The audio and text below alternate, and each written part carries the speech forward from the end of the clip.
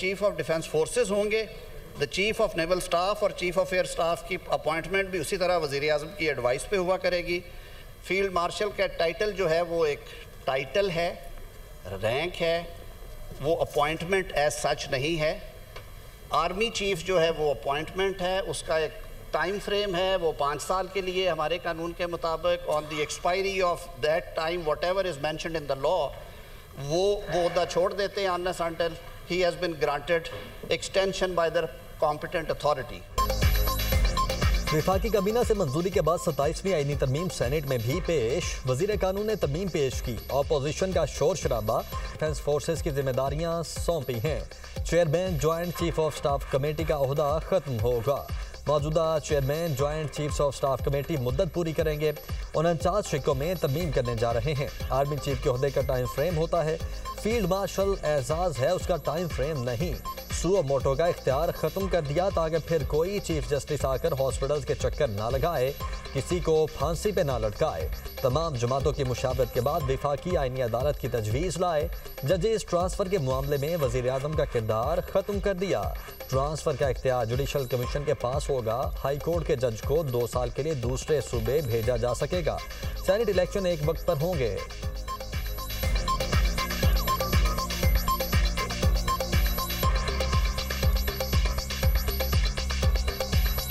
के ये बात करूंगा कि सुओ मोटो का इख्तियार ख़त्म किया है हमने।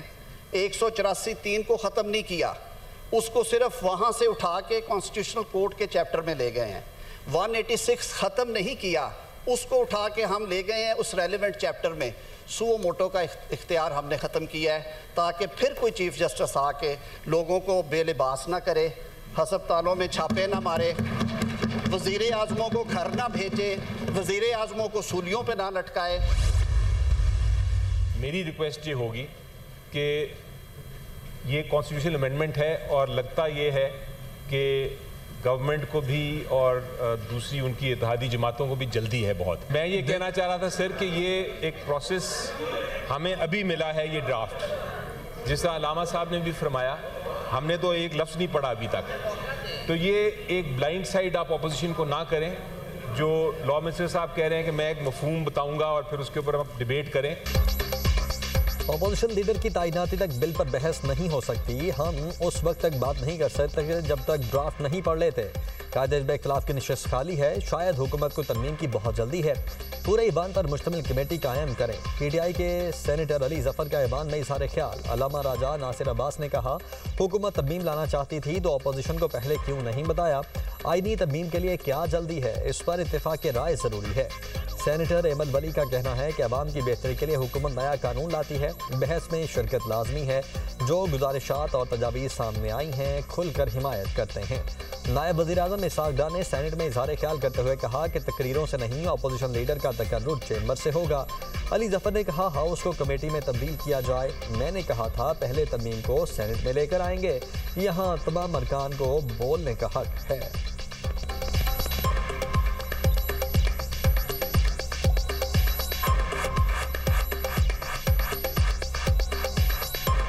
अली जफर साहब ने फरमाया कि पूरे हाउस को कमेटी में कन्वर्ट करें। मेरा ख्याल है कि with all due respect, house में तो सब बोलेंगे और बोलना चाहिए। एक वैल्यू एडिशन आप स्टैंडिंग कमेटी किस लिए बनाते हैं, ताकि उसमें बड़ी फोकस किस्म की, और उसमें भी कोई साथी जाना चाहे part from members as a special committee जा सकता है। ये पहली दफ़ा लीडर ऑफ द अपोजिशन की कोई नॉमिनेशन नहीं हो रही, और एक प्रोसेस है under the rules of business, आपके हाथ में है, आप उस प्रोसेस को मुकम्मल करें। हमेशा चेंबर में होता है, इस यहाँ तकरीरों से तो नहीं होना। हुकूमत का आइन के आर्टिकल 243 में तब्दीली का फैसला। 27वीं तरमीम का मुजवजा मुसवदा सामने आ गया। बिल के मुताबिक army chief chief of defence forces होंगे। Field marshal marshal of air force का ओहदा ताहयात रहेगा। सदर वज़ीर आज़म की एडवाइस पर तीनों मुसल्लह अफवाज के सरबराहान मुकर्रर करेंगे। सदर चीफ ऑफ आर्मी स्टाफ को बैक वक्त चीफ ऑफ डिफेंस फोर्सेज के तौर पर भी मुकर्रर करेंगे।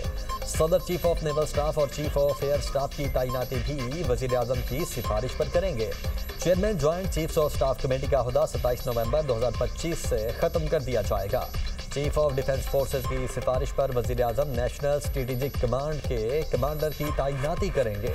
वफाकी हुकूमत को इख्तियार होगा किसी अफसर को field marshal, marshal of the air force, admiral of the fleet के ओहदे पर तरक्की दे। मुसवदे के मुताबिक field marshal, marshal of the air force और एडमिरल ऑफ द फ्लीट को ताहियात, वर्दी और मुराद हासिल होंगी।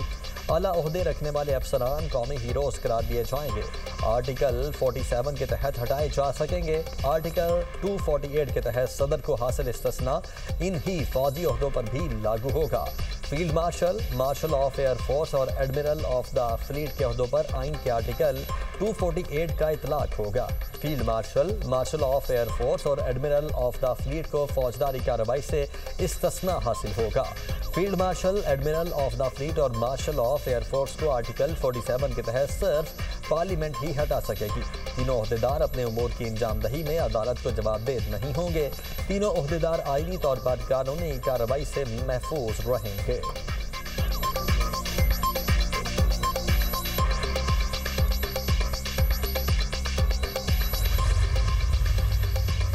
सत्ताईसवीं आईनी तरमीम के जरिए विफाकी आईनी अदालत के क़याम की तजवीज़। विफाकी आईनी अदालत का सदर मुकाम इस्लामाबाद होगा। सुप्रीम कोर्ट से अलहदा नई विफाकी आईनी अदालत कायम करने के शिक। चीफ जस्टिस विफाकी आईनी अदालत की मुद्दत मुलाजमत 3 साल मुक़र्रर। विफाकी आईनी अदालत के जज 68 बरस की उम्र में रिटायर होंगे। आईनी अदालत को विफाक और सूबों के दरमियान तनाज़ात सुनने, आईनी तशरीह और बुनियादी हुकूक से मुताल्लिक मुकदमात का दायरा इख्तियार होगा।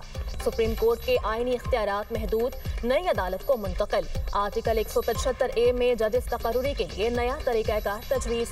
जुडिशल कमीशन में विफाकी आईनी अदालत और सुप्रीम कोर्ट दोनों के चीफ जस्टिस शामिल। विफाकी आईनी अदालत और सुप्रीम कोर्ट के फैसले एक दूसरे पर लाजिम नहीं होंगे। आईनी अदालत का एडवाइजरी दायराकार भी मुतय्यन किया जाएगा। सुप्रीम कोर्ट या आईनी अदालत में तकर्रुरी से इनकार पर जज रिटायर तसव्वुर होगा।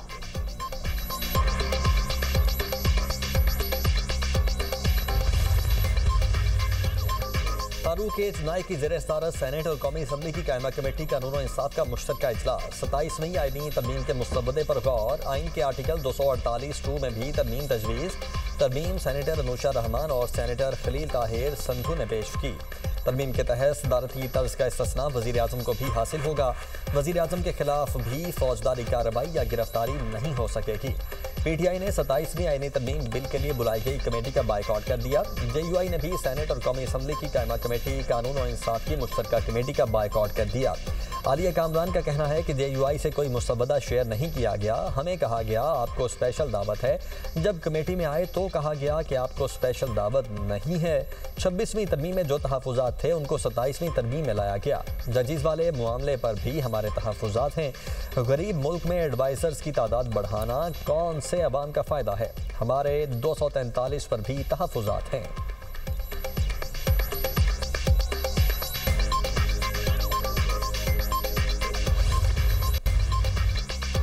मुल्क के वसी मफाद में 27वीं आईनी तरमीम के लिए सब ने मिलकर कोशिश की। 27वीं आईनी तरमीम पर नवाज शरीफ को एतमाद में लिया और उनसे रहनुमाई हासिल की। वज़ीर आज़म शहबाज शरीफ की काबीना इजलास में गुफ्तगू। कहा सदर मुमलिकत आसिफ अली ज़रदारी को भी तरमीम के हवाले से एतमाद में लिया। सियासी और मुआशी इस्तेहकाम की बदौलत मुल्क की समत तो दुरुस्त हुई। पाकिस्तान की तरक्की और खुशहाली के लिए सबको मिलकर काम करना है।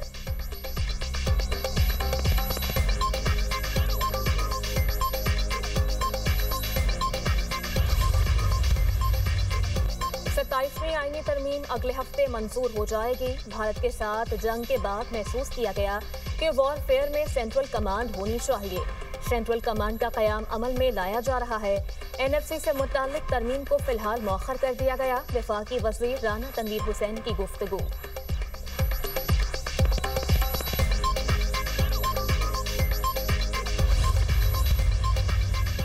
अपोजिशन सुन ले, पीपल्स पार्टी ने 1973 के आइन पर कोई कदगन नहीं आने दी। हमारी वजह से ही सेनेट में 27वीं तरमीम पर बहस हो रही है।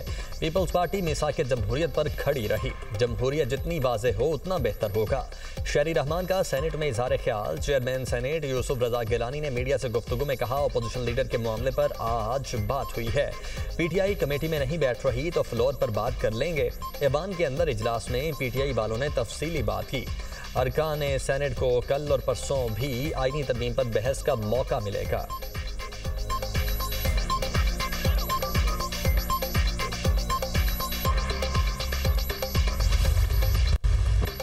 पाकिस्तान और अफगानिस्तान के दरमियान इस्तांबुल में होने वाले मुज़ाकरात में डेडलॉक। वज़ीर इत्तलात अताउल्लाह तारर का कहना है पाकिस्तान अपने उसूली मौक़िफ़ पर कायम है। अफगान सरजमीन से दहशतगर्दी पर काबू पाने की जिम्मेदारी काबुल पर आयद होती है।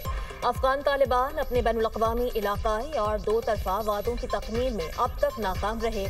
पाकिस्तान अफगान तालिबान हुकूमत के ऐसे इक़दामात की हिमायत नहीं करेगा जो अफगान अवाम या पड़ोसी ममालिक के मुफाद में ना हो।